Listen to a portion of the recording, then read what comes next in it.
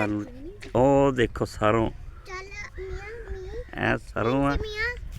ते ए गंदम बीजी हुई ठीक है ना।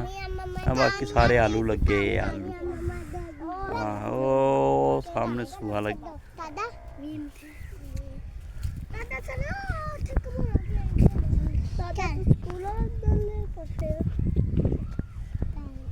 किधर स्कूल है तुहाडा